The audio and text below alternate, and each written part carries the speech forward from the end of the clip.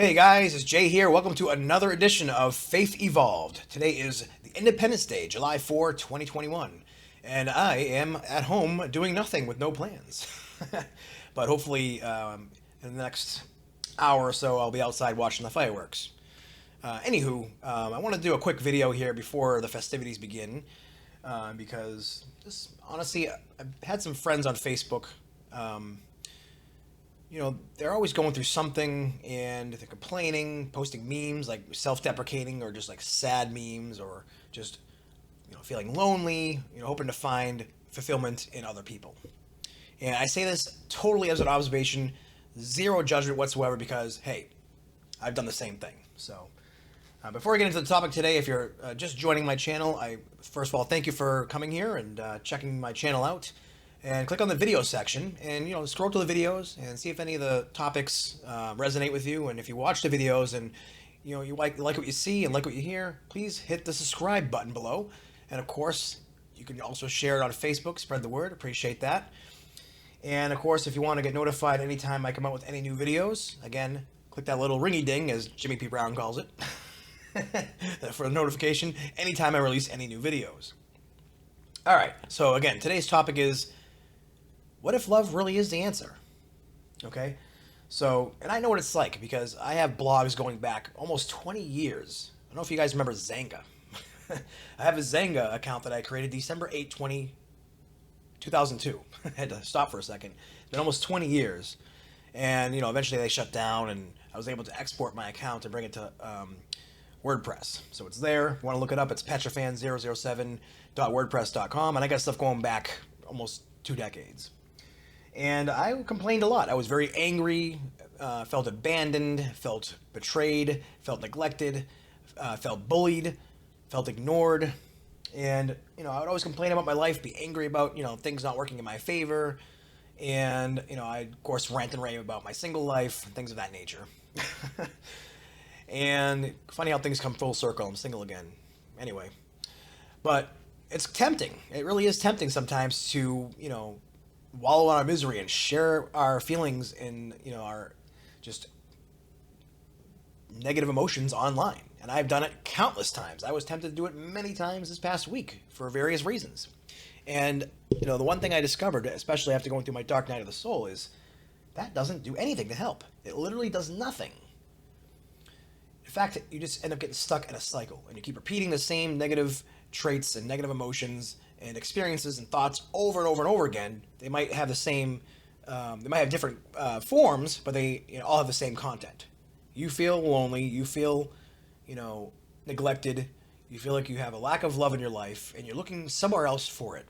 First of all, you start off with, complaining on the internet, Facebook, Instagram, whatever you have for social media, and, and hoping that you get some attention. Because really what you're looking for is love. And and I have a friend of mine recently I've been talking to, and they've taken it pretty good. Most people don't like being, lectured or given advice, especially when it's not solicited. But I think I've earned trust with this individual, and they know that I am doing it for out of a good heart, and that I do want to see them get better because I know what it's like to be stuck in that rut for years, and it just keeps getting worse and worse and worse, and you wonder why, and there's nothing wrong with you as a person, but you're making a mistake over and over and over again. It's like insanity, doing the same thing over and over again, expecting different results. And what's ironic about it is, most people, when you try to give them advice, they complain. They want you to be a listening ear, complain, moan, whine, whatever. And, they want your attention, and they want you to hear, but most times they end up, once you give them some advice, they go, "Oh, I don't need your advice. I just wanted you to listen." I have experience with that, having been married. Or they go, "Yeah, this sounds good, but whatever."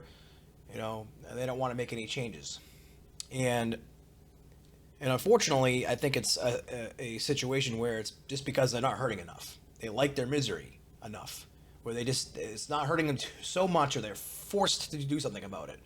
Again, everything I'm telling you guys in this video is from personal experience. This is not me lecturing somebody from a high horse or somebody who, didn't experience what you did.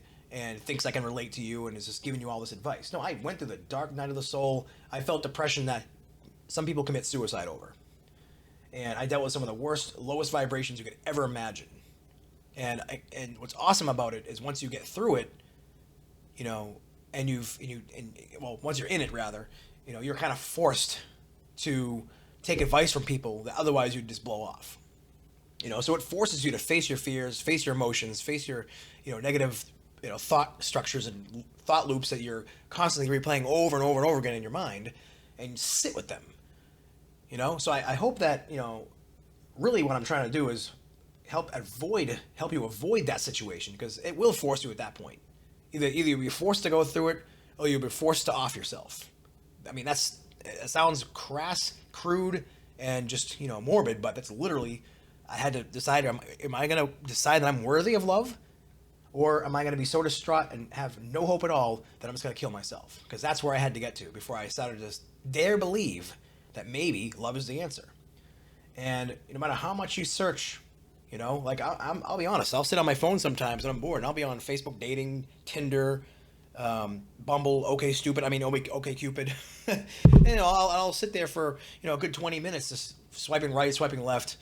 And then sometimes I'll get to a habit where I do it, you know, multiple times a day. And I'm being very vulnerable with you, you know. And that's, you know, and I have to sit there and ponder. You know, and meditation helps with that. Like, why am I doing that? Like, what is it that I'm really looking for? You know, am I looking for a sexual partner? Am I looking for, you know, a friend with benefits or something? Am I looking for, you know, a you know, soulmate? I mean, what am I looking for here? You know, whatever. You know, I'm just throwing out examples. I'm not saying I am looking for any of those specific things, but you know, just being honest. But you know, that being said, you know, if I really sit there and ponder, it's like, all right, I feel a lack of love right now. I feel a lack of connection, and therefore I'm going to try to fill that void. You know, sometimes it's that, sometimes it's vaping, sometimes it's alcohol, sometimes it's food, and sometimes it's swiping left or right. So, and I, you know, I have to face that, and I have to ask, like, why am I doing that? Because I'm not feeling better doing this. You know, sure, if I match with somebody, you get that little rush of ooh, you know, but then it's like, what's the point when, you know, if you don't have the happiness in your own self and that love for your own self, you can't share it with anybody else. And I can't say I'm there yet, you know. I would say if there's like levels to it, like completely oblivious, stuck in the rut, you know, I was there for a long time. And then there's the acknowledgement of, okay, I know I have a problem and I need to do something about it. What is that problem? You know, then someone gives you the answer, and it's, you know, they say love. Of course, it's an all-encompassing term. There's, you know, self-care, you know, there's meditation, there's, you know, eating healthy, working out, taking care of yourself, getting healthy, and, you know, mentally, physically, spiritually, and emotionally. So there's all that, and then there's actually putting it into practice.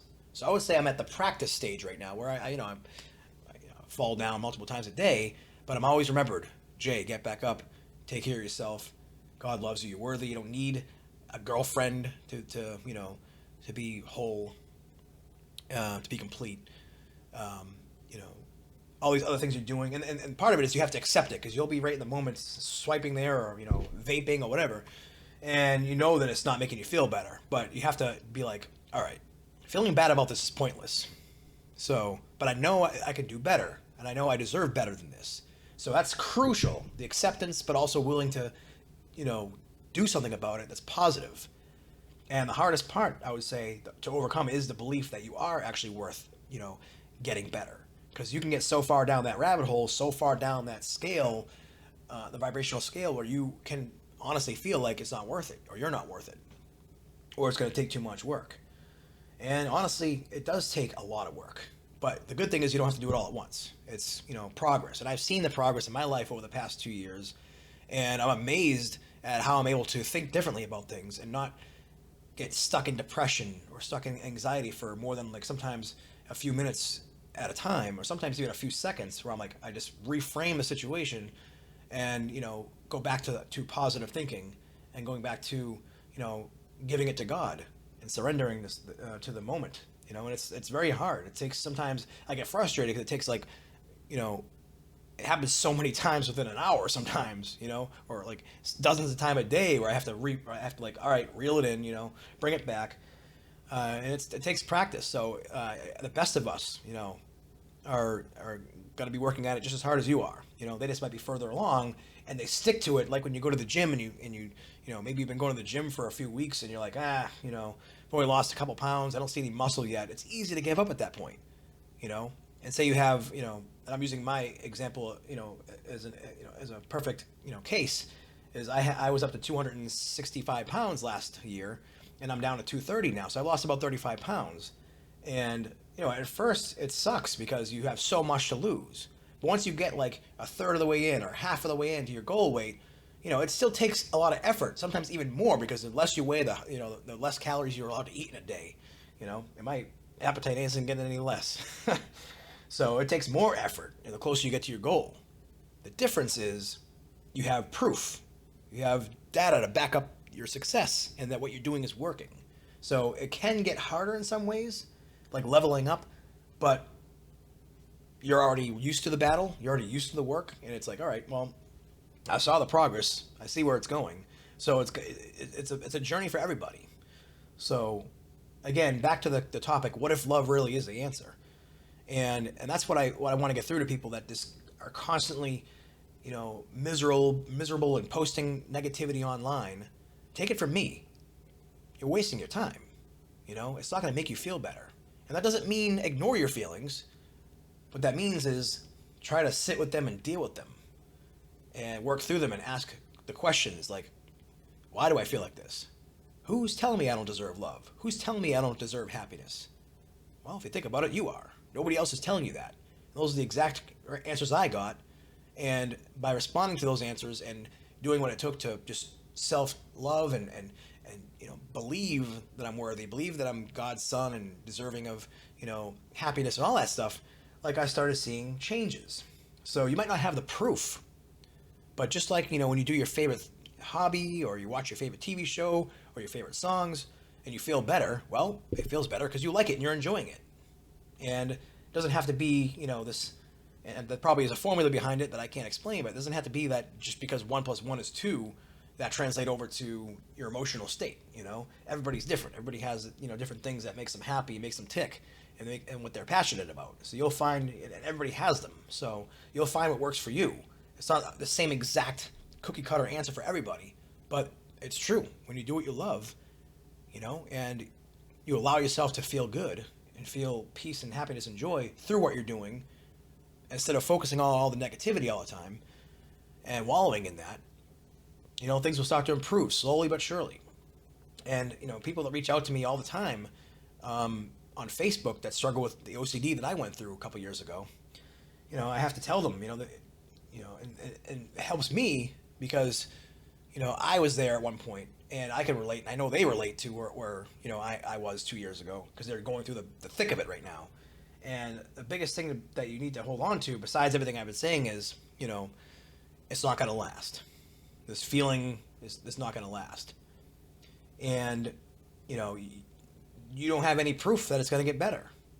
And that doesn't matter. 1 + 1 is 2, regardless of whether you feel good about it or not, whether you believe it's going to happen or not. That can be translated over to you're going to make it no matter what. That your God loves you no matter what, because you wouldn't exist if God didn't love you. In fact, conversely, you exist because he loves you. We're all part of God. We're all fragments of God, individuations, as Conversations with God would call it, of God. And so the very fact that you have awareness of existence is because you're from the ultimate source of consciousness, which is God himself. So that's what makes you worthy. Whether you feel good about that or not, that remains to be seen, of course. But once you start doing, because you think about it, if God is love and he created us out of love, he wants you to feel the same love he has for you, for yourself, and for other people. So that's why when you do what you do, that's, the things you're passionate about, that you're happy about, that are fun to you, you feel better. Because that's what you're supposed to do. That's what we're here to do, is to have fun, feel better, and spread love. And, when you're not doing that for yourself or other people, that's when you start getting depressed, anxious, and, miserable. So that's just the way the universe works, So again, I can't tell you what specifically to do for yourself, but if you sit there and really, self-reflect and meditate and question all these negative thoughts and things you believe about yourself, the answers will come to you. So, anyways, this has been kind of like a roundabout rant slash, advice session, whatever you want to call it. Hopefully it's been helpful to somebody out there. Again, stream of consciousness, not scripted, just off the cuff. And, it helped me, so I hope it helps you. God bless.